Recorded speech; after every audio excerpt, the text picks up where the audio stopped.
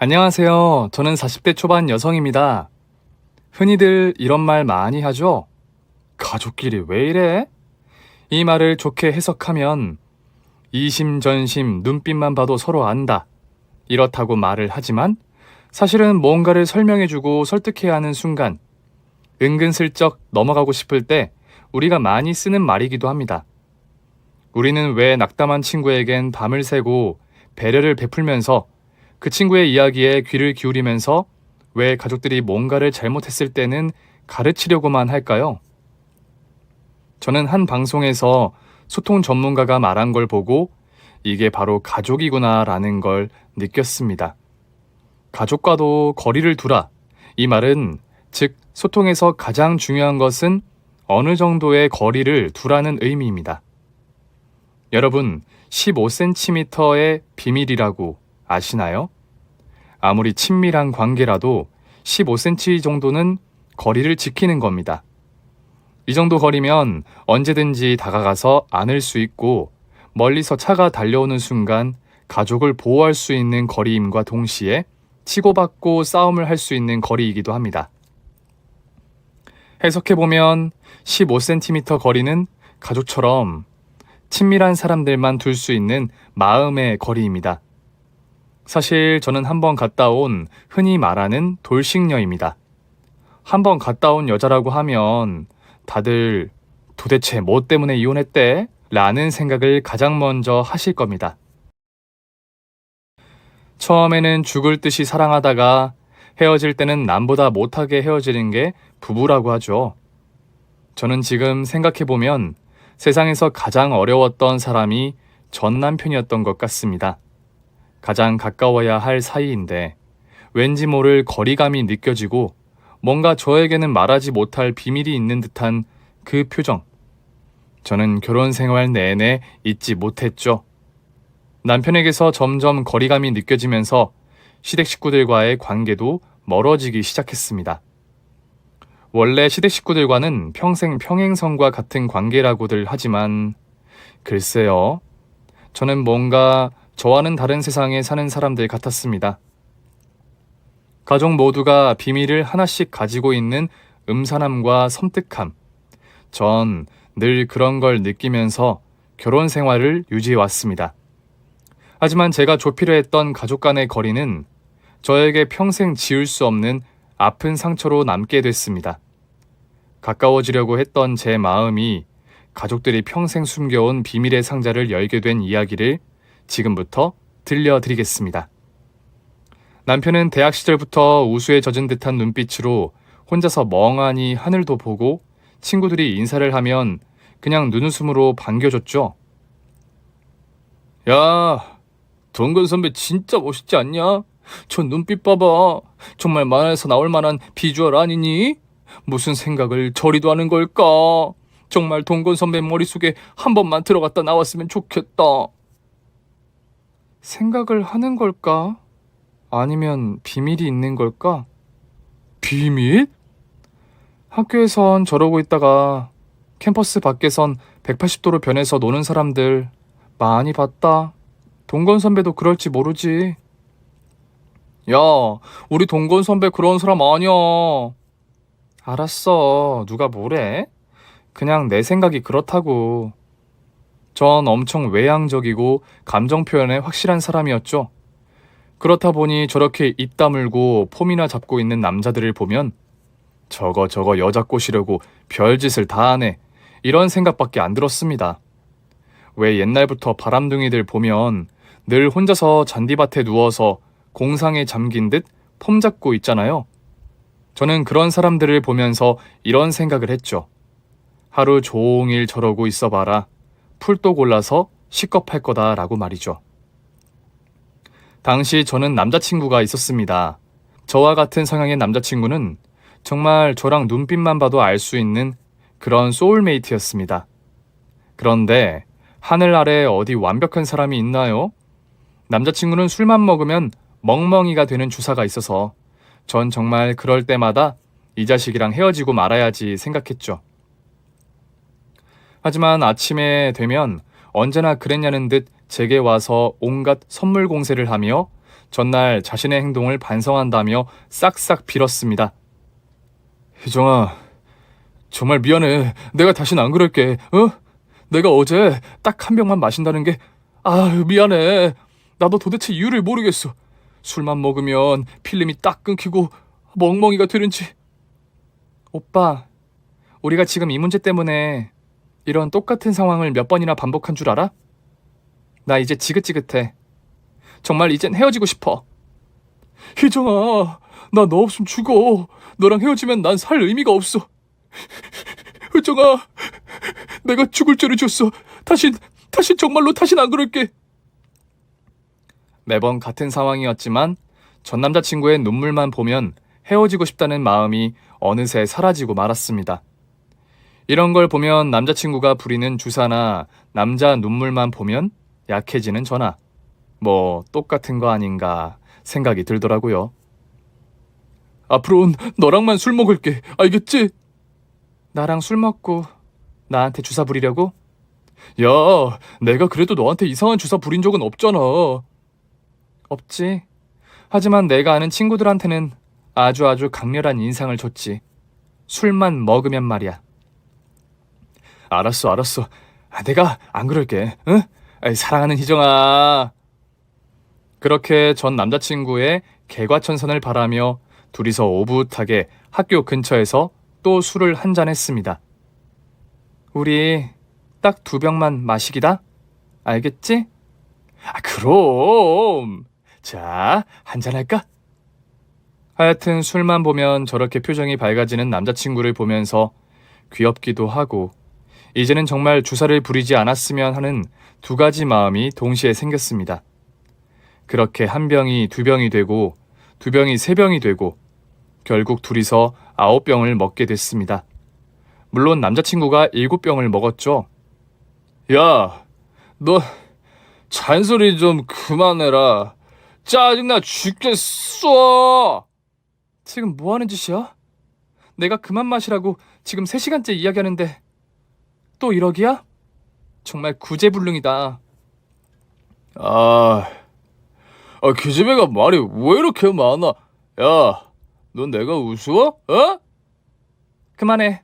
나 집에 갈 거야. 혼자 오든지 말든지 알아서 해. 이게 어디 사람이 말하는데 이리 안 와? 남자친구는 제 팔을 확 잡아당겼고 사람들 많은 데서 억지로 제 입에 뽀뽀를 하려고 했습니다. 전 싫다며 남자친구를 밀어냈는데 그때 남자친구는 누군가에게 멱살이 잡혀서 밖으로 끌려나갔습니다. 오빠!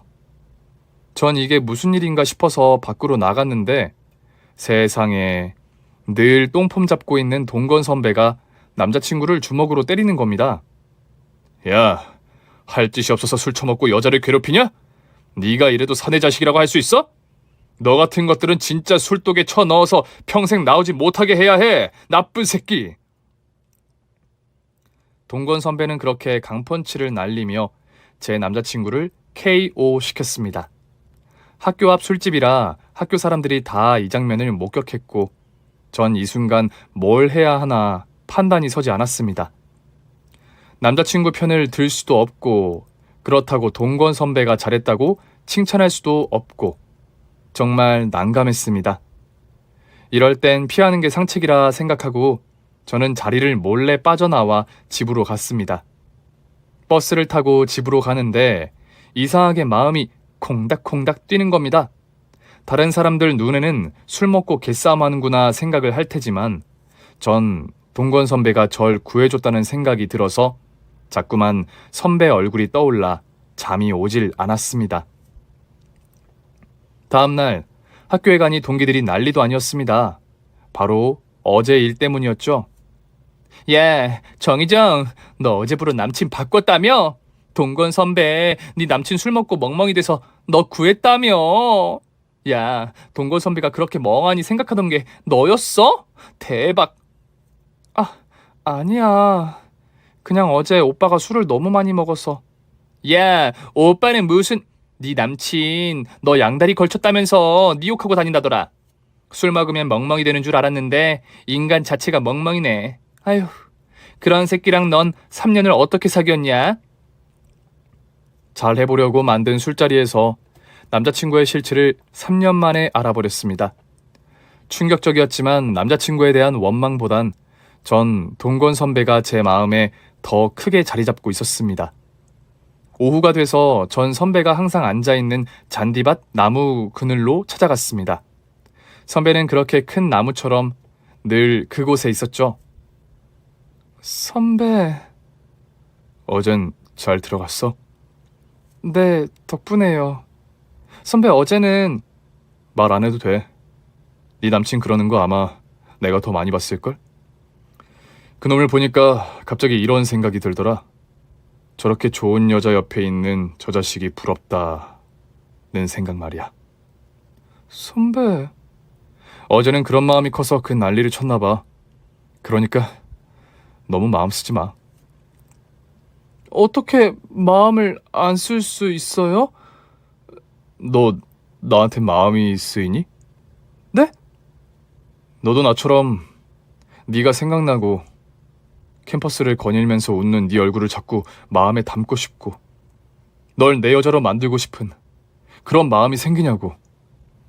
전 선배의 솔직한 고백에 선뜻 답을 할 수 없었습니다.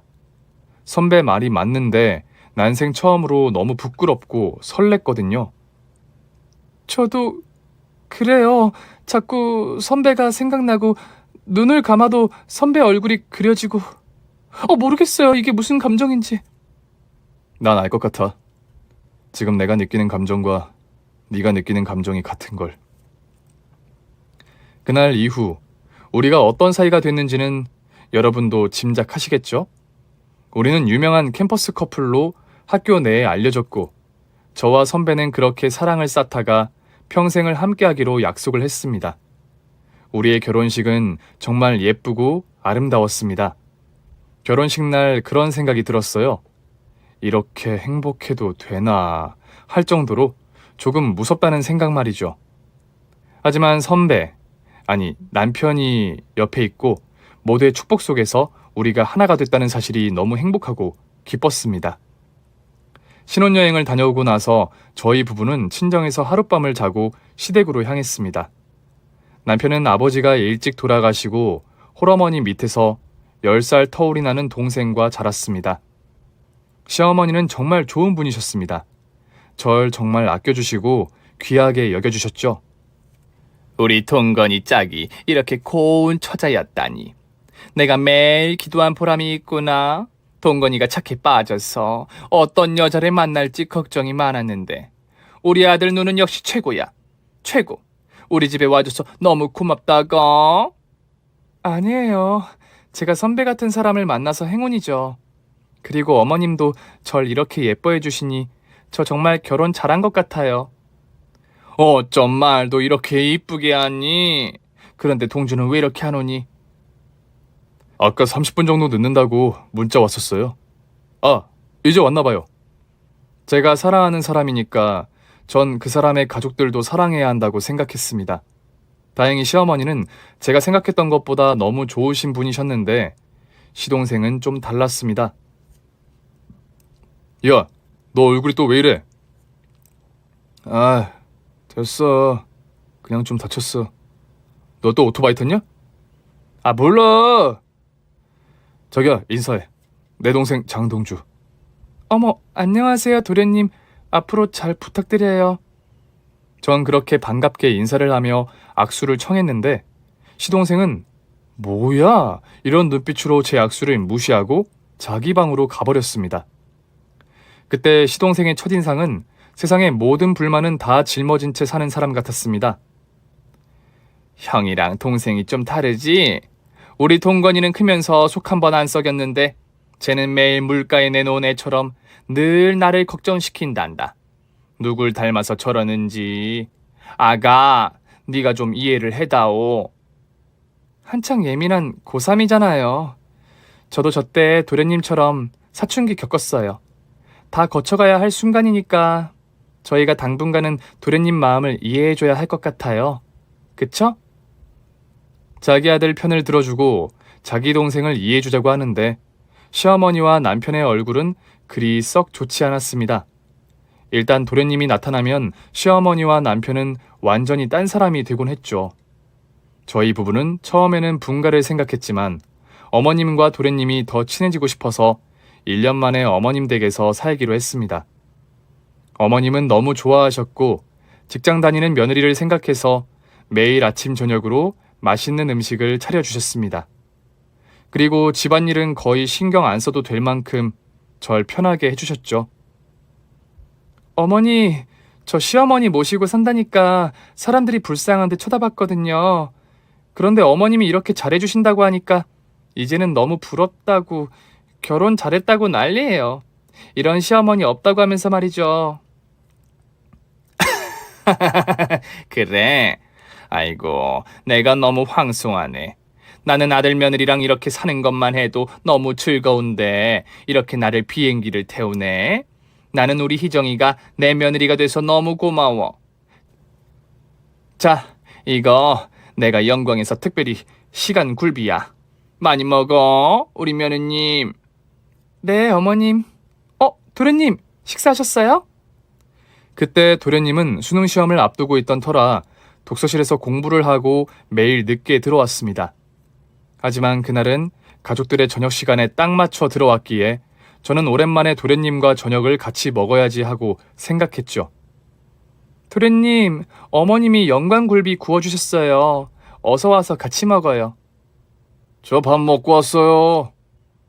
아니, 형수가 생각해서 하는 말인데 너는 꼭 그런 식으로 말해야겠니? 하여튼 저 자식은 싸가지를 밥 말아 먹었다니까. 내가 저래서 저 자식이랑 말 섞기가 싫어. 자기야, 자꾸 그러지 말고 도련님이랑 같이 밥 먹자. 아, 진짜 먹었다잖아요. 그리고 싫다고요. 제발 나한테서 신경 꺼요. 알겠어요? 도련님은 그렇게 고함을 치고 자기 방으로 들어가 버렸습니다. 아유, 나 또 혈압 오르려고 한다. 아이고 머리야. 어머님, 괜찮으세요? 아가, 앞으로는 동주 신경 쓰지 말고 그냥 편하게 있어. 동주 쟤는 어릴 때부터 뭐가 나서 그런지 성격이 지형이랑 완전히 달라. 그러니까 신경 안 써도 돼. 알겠지? 대학 가고 그러면 나아질 거야. 그래, 자기 너무 신경 쓰지 마. 대한민국 고3은 건들면 안 된다고 하잖아. 내가 수능만 끝나면 저 자식 버릇을 완전히 고쳐놓을 거야. 어디 감히 형수한테. 됐어. 괜찮아요, 어머님. 전 도련님이 고3이기도 했고 사춘기를 심하게 겪는구나 생각했죠. 저와 남편, 시어머니는 서로 얼굴만 봐도 하하호호 웃음꽃이 피었습니다. 하지만 도련님은 같이 살면서도 늘 혼자였습니다. 저는 같이 살아도 밖으로 내도는 도련님을 보면서 마음이 너무 안타까웠습니다. 그래서 저라도 챙겨줘야겠다는 마음으로 도련님께 한 발짝 더 다가가기로 마음을 먹었죠. 도련님, 요즘 공부하기 힘드시죠? 아니, 노크도 안 하고 왜 내 방에 함부로 들어와요? 아니, 그게 아니라 문이 살짝 열려있길래 그냥. 왜 들어왔어요? 저기, 이게 뭐예요? 도련님, 이제 수능도 다 됐는데 이거 친구들이랑 같이 맛있는 거 사드시라고 용돈 조금 넣었어요. 이런 거 필요 없어요. 받으세요, 도련님. 학창시절엔 용돈 이외에 비상금이라는 것도 채워둬야 해요. 저도 그랬거든요. 그러니까 받으세요. 괜찮아요. 됐다고요! 도련님. 지난번에도 말했지만 나한테 신경 끄라고 했죠? 아니, 나 없어도 형이랑 엄마랑 잘 지내면서 왜 내가 집에 들어오면 곁눈질로 나 힐끔힐끔 쳐다보는 건데요? 솔직히 엄마랑 형이랑 같이 웃고 있으면서 나 쳐다보는 거? 역겨워요. 무슨 불쌍한 거지 보는 것 마냥 생각해주는 척하는 거? 이제 그만해요. 나 형수가 아는 것보다 그렇게 거지 같진 않으니까. 도련님, 제 말은 그게 아니잖아요. 자꾸 가족들과 거리를 두려는 게 저는 안타까워서 그러는 건데. 내가 거리를 두는 거예요, 내가. 아씨, 집에 사람 하나 잘못 들어와서 머리 아파 죽겠네. 그냥 예전처럼 나한테 신경 끄고 살면 안 되나? 아, 스트레스 받아. 아, 나가요, 얼른. 짜증나니까. 생각보다 도련님과 제 사이엔 보이지 않는 벽이 꽤 높아 보였습니다. 같은 식구인데 왜 한 사람만 저렇게 외톨이가 되어야 하는지 제 머리와 마음으로는 이해가 안 됐죠. 그러던 어느 날 매일 남편 차를 타고 집으로 가다가 회사 일이 많아 야근을 하게 됐습니다. 그래서 많이 늦어? 그러면 오늘은 장모님 댁에서 자고 내일 오전에 바로 출근해. 또 집까지 오려면 자기 힘드니까. 그럴까? 그래. 엄마한텐 내가 이야기할게. 엄마도 그러라고 하실 거야. 알겠어. 퇴근하면 연락할게. 조심히 들어가. 저는 그렇게 회사에서 새벽 1시가 다 돼서야 퇴근을 했습니다. 그런데 그날따라 친정에 가기보단 그냥 집으로 가고 싶었습니다. 거리도 먼데 말이죠. 그래서 택시를 돌려 전 시댁, 우리 집으로 향했습니다. 한참을 달려 택시에서 내렸는데 거실에 불이 켜져 있었습니다. 아직 안 주무시나? 전 가족들이 아직 안 자나 싶어서 비밀번호를 누르고 들어갔는데 집안에서 이상한 소리가 들렸습니다. 누군가가 아파서 비명을 지르는 소리가 말이죠. 전 무슨 일인가 해서 싶어서 소리가 들리는 방으로 천천히 걸어갔습니다. 그런데 동건아, 얼굴 빼고 조져놔. 요즘 완전히 버르장머리가 아주 상실을 했어.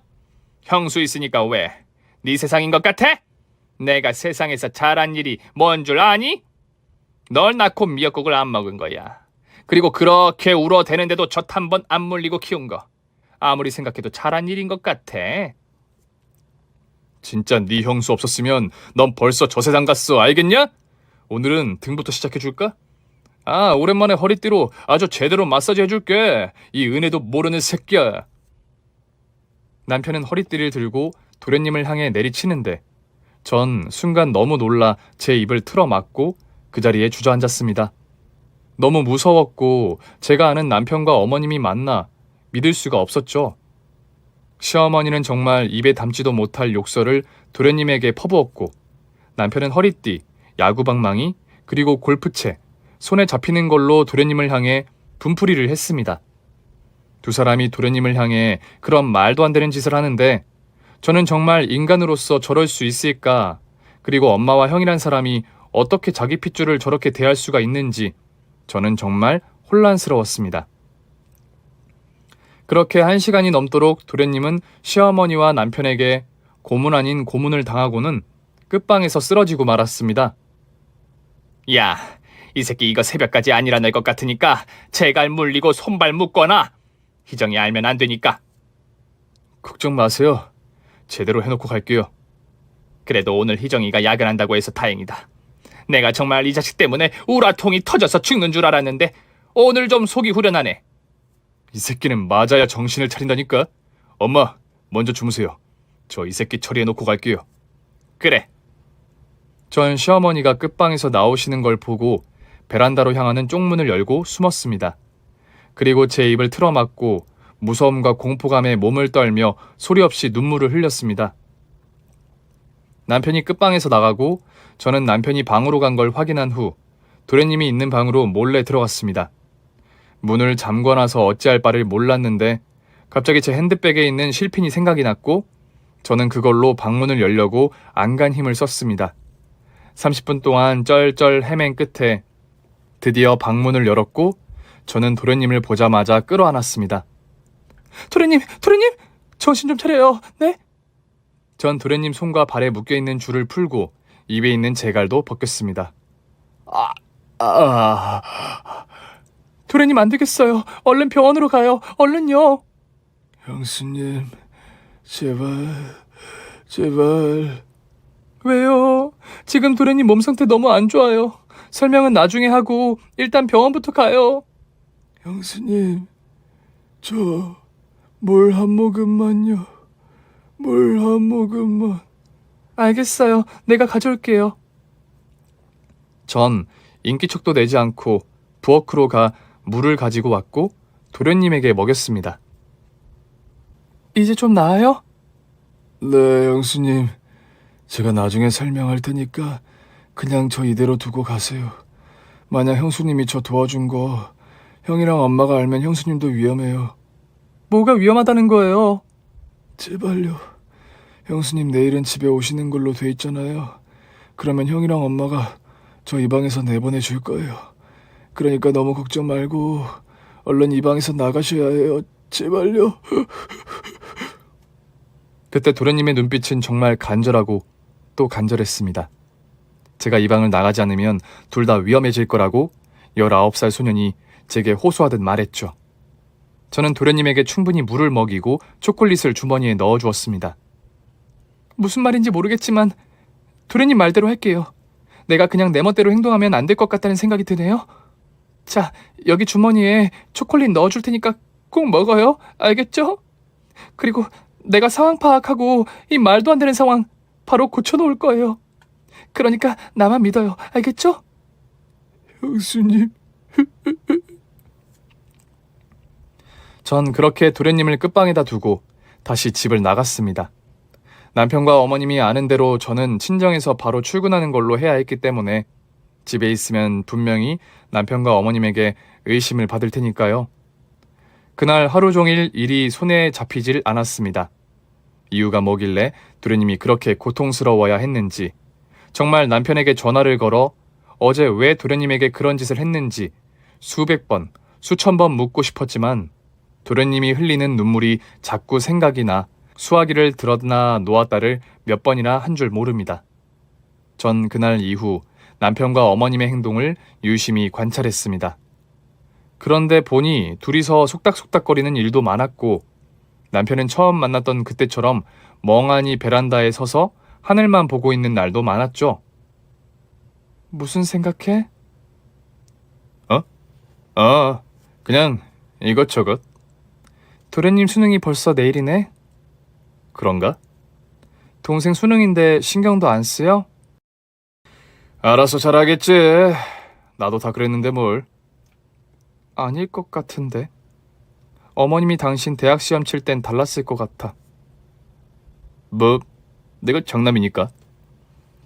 난 한 번씩 그런 생각이 들더라. 당신이 멍하게 하늘을 보고 있으면 당신 머릿속에 들어가고 싶은 생각. 뭐? 당신 몰라? 예전에 대학 때 당신 짝사랑하던 애들이 당신이 그렇게 우수에 젖은 눈빛으로 잔디밭에 앉아있으면 당신이 무슨 생각하는지 당신 머릿속에 들어가고 싶다고 했던 애들이 수두룩해. 아, 내가 그렇게 인기가 많았나? 인기도 많고 생각도 많았지. 이런 인기남을 당신이 차지했네. 그러게. 수능날 아침, 도련님은 아침밥도 제대로 못 먹고 나갈 것 같아 전 새벽같이 일어나 저는 소화가 잘 되는 반찬을 준비했습니다. 도련님, 형수님. 일어나서 밥 한 술 뜨고 가세요. 오늘 중요한 날이잖아요. 네. 그리고 이거 뭔가요? 잘 풀고 잘 붙으라고 휴지랑 여시예요. 고맙습니다, 형수님. 울지 마요. 오늘 시험 잘 치고 우리 둘이서 이야기해요. 알았죠? 오늘은 아무 생각 말고 시험만 잘 쳐요. 언젠가는 때가 되면 형수님께 다 말씀드릴게요. 지금은 그냥 모른 척 해주세요. 알았어요. 오늘 시험 잘 쳐요. 자, 파이팅! 그게 도련님과의 마지막 인사가 될 줄 몰랐습니다. 수능이 끝나도 집으로 돌아오지 않자 저는 친구들과 오랜만에 수능 스트레스를 푸는가 보다 생각했죠. 다음날 아침 갑자기 거실에서 남편이 괴성을 지르며 난리를 부렸습니다. 어디 갔냐고! 다 어디 갔냐고! 으아! 아니 이게 다 어디 갔어? 이 개새끼! 어머나 이 일을 어쩌냐고! 거실로 나가보니 남편은 망연자실한 표정을 짓고 있었고 시어머니는 엎드려서 거실 바닥을 치며 울고 있었습니다. 무슨 일이세요? 동주 그 새끼가 내 금고 다 털어서 토꼈다고! 여기 든 통장이랑 현금 다 없어졌다고! 정말이야? 그 새끼 아니면 이런 짓 할 사람 없어. 그런데 도련님 어제 집에 안 들어왔어? 돈 챙겨서 토낀 놈이 뭐하러 집에 있겠어. 아니 나는 수능 치고 머리 식히러 여행 갔겠지 생각했는데 개자식 이거 완전 계획범죄야. 경찰에 신고해 당장. 그래, 경찰에 신고하자. 도련님이 없어졌잖아. 찾아야지. 아니, 도난 신고. 실종 신고가 아니라고. 네? 아니, 자기 아들이 없어졌는데 도난 신고라니. 정말 황당했습니다. 언젠가는 돌아오겠지. 엄마도 너무 신경 쓰지 말고 동주 없어진 거 경찰에 신고하거나 그러지 마요. 괜히 일 커지니까. 그러면 돈은 어떡하라고? 엄마! 제발 가만히 있어요. 내가 알아서 할 테니까. 여보, 당신은 도련님 걱정도 안 돼? 자기야, 동주 이제 성인이야. 멀쩡한 성인이 지발로 집을 나간 건 그냥 단순 가출로밖에 볼 수가 없어. 장애인이나 치매 노인이 아닌 이상 경찰에서 단순 가출로 처리를 한다고 신고해도 소용없어. 그리고 엄마, 도난 신고 못해요. 아이고, 이게 무슨 일이니? 아이고. 그렇게 도련님은 수능이 끝난 뒤 집으로 돌아오지 않았습니다. 하루, 이틀, 사흘이 지나도 도련님은 집으로 돌아오지 않았죠. 여보, 도련님 집에 안 들어온 지 벌써 한 달이야. 경찰에 신고해야 되는 거 아니야? 오겠지. 아니, 당신 동생이 한 달이나 소식이 없는데 이렇게 천하태평하게 있는 게 정상이야? 자기야, 제발 동주한테 신경 그만 써. 동주 원래 그런 애야. 엄마랑 나도 포기한 애라고. 자꾸 동주 이야기하는 거 나 불편해. 자기가 우리 식구 되고 겨우 웃음을 찾았는데 동주 때문에 이러는 거 싫어. 남편은 이제 대놓고 시동생이 싫다고 저에게 말했습니다. 저는 점점 더 시어머니와 남편이 더 의심이 됐죠. 어머님, 도련님 아직 연락 없었어요? 모르겠다. 워낙 지 마음대로 하는 애라. 내가 또 어디냐고 전화하면 간섭한다고 난리칠걸? 걔는 그냥 가만히 놔두는 게 제일 나아. 너도 너무 신경 쓰지 마. 언젠간 지발로 기어들어오겠지. 도련님이 만약 무슨 일이라고 생기면요? 그럼 경찰에서 연락이 오겠지. 안 그러니? 어머님, 도련님이 사라졌어요. 그러면 실종 신고부터 해야 하는 거 아닌가요? 그리고 이거 도련님이 금고에 있는 통장이랑 돈 도련님이 가져갔다고 어떻게 단정 지을 수 있어요? 가족인데? 정말 소름 돋았습니다. 시어머니와 남편은 이제 시동생이 없어진 건 아무 상관 안 하고 돈이 없어졌다는 것만 신경 썼죠. 그리고 저는 느꼈습니다. 제가 이제 도련님처럼 겉도는 사람이 되고 있다는 걸 말이죠. 그렇게 시간은 지나고 도련님은 2년이 지나고 돌아오지 않았습니다. 전 매일 생각했습니다. 도대체 어딜 갔는지, 밥은 제대로 챙겨 먹고 있는 건지, 정말 도련님이 돈을 가지고 나간 게 맞는지 말이죠. 그날은 정말 햇살도 좋고 여름 더위가 가시고 난 가을의 초입이었습니다. 휴일이라 늦잠을 자고 전 친구랑 약속이 있어 잠시 외출을 하기로 했죠. 나 갔다 올게. 오랜만에 친구들이랑 재미있게 놀다 와. 난 오늘 하루 종일 잠만 자야겠다. 전 그렇게 친구들과의 약속 장소로 향했습니다. 오랜만에 수다도 떨고 좋아하는 떡볶이도 먹고 있는데 갑자기 한 친구가 집에 일이 생겼다며 급하게 집으로 향했습니다. 그래서 나머지 친구들도 그럼 우리도 집에 일찍 들어가자. 남편 기다린다. 며 생각보다 일찍 집으로 돌아갔죠. 그런데 생각보다 일찍 집으로 돌아왔는데 현관 앞에 누군지 알 수 없는 신발들이 가득했고 집안에는 웅성웅성 소리가 들렸습니다. 전 무슨 일인가 해서 거실로 들어갔고 들어가 보니 전 정말 깜짝 놀랐습니다. 2년 동안 아무 소식도 없던 도련님이 돌아온 것입니다. 그것도 혼자가 아닌 경찰들과 같이 말이죠. 도련님. 형수님. 도련님은 저를 끌어안고 한참을 울었습니다. 저도 그동안 도련님을 너무 걱정한 나머지 함께 눈물을 흘렸습니다. 도련님, 그동안 소식도 없고 도대체 어디에 있었던 거예요? 제가 얼마나 연락을 많이 한 줄 알아요? 이제야 형수님께 모든 사실을 말할 때가 돼서 돌아왔어요. 무슨 말이에요? 장동건 이영자 씨, 살인 예비 음모죄와 살인죄로 체포합니다. 두 분은 묵비권을 행사할 수 있고. 아니, 왜 우리 남편이랑 어머님이 수갑을 차는 거예요? 혹시 두 분과는 어떤 관계시죠? 이 사람 아내이고 저희 시어머니세요. 그러시군요. 이 두 사람 인생을 아주 망쳐놨어요. 네? 뭐? 머리 검은 짐승 걷어줬더니 뭐? 살인 예비? 뭐라고? 저 새끼가 완전히 간땡이가 부어서 이제 별짓을 다 하네. 이봐요 경찰 양반. 잡아갈 사람은 우리가 아니라 저 새끼예요. 우리 집에 있는 돈 싹 쓸어가서 2년 동안 잠적한 놈이라고 저 새끼가. 지금 당신들 아주 실수하는 거야. 어? 실수? 지금 누가 실수를 하는 건데? 당신들 한 짓 내가 모를 줄 알아? 우리 엄마 니들이 죽였잖아, 니들이! 도련님, 그게 무슨 말이에요? 누가 누굴 죽여요? 형수님, 저 인간들 우리 엄마, 우리 형 아니에요. 저 인간들이 우리 엄마를 죽인 범인이라고요.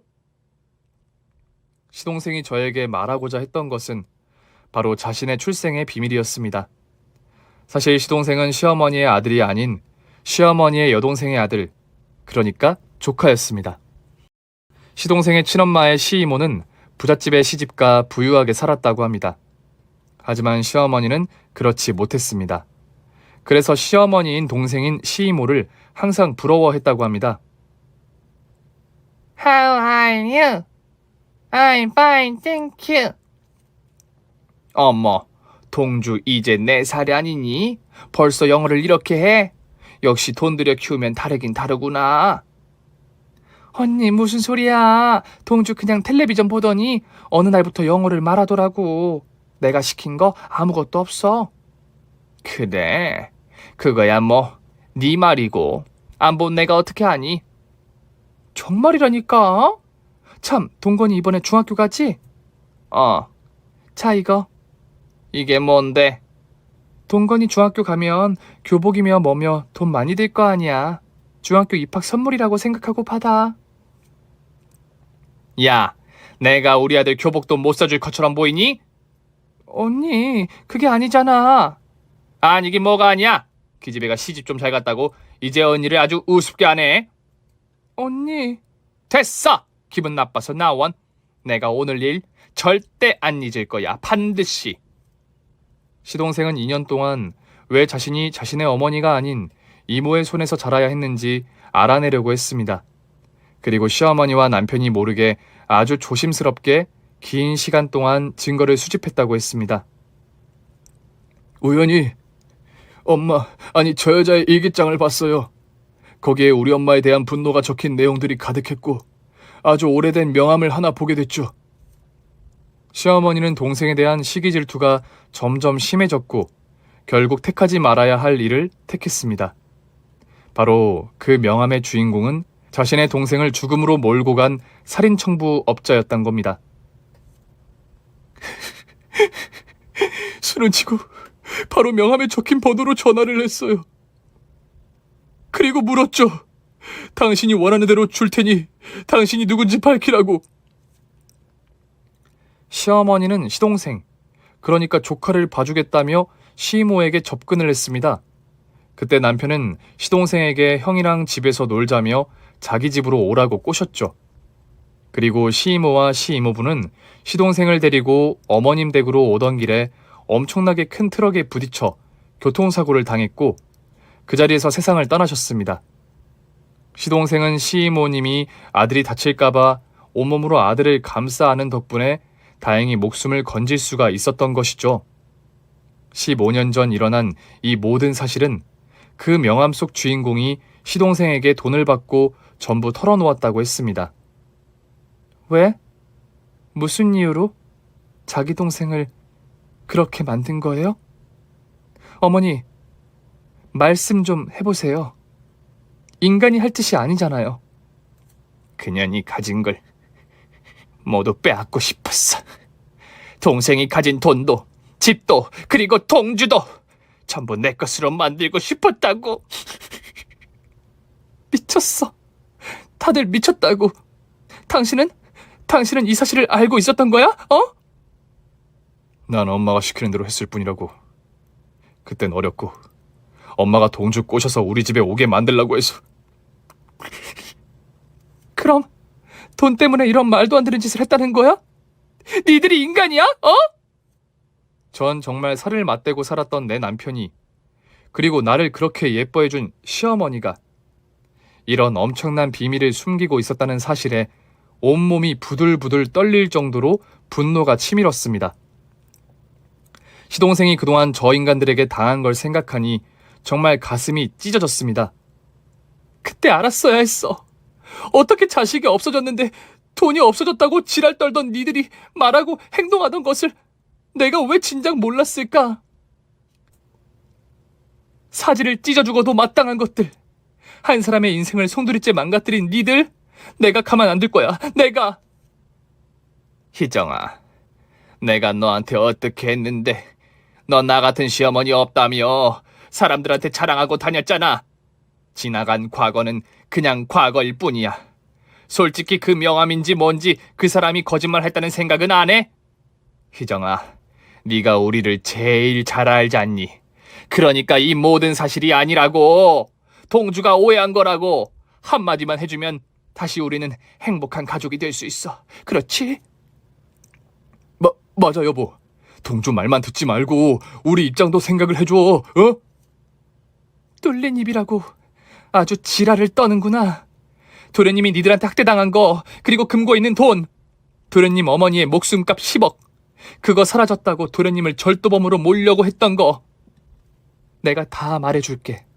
니들 입장에서 말이야. 아니 전현이. 형사님, 빨리 저 두 인간 데리고 가주세요. 두 번 다시 보기 싫으니까. 자, 연행해.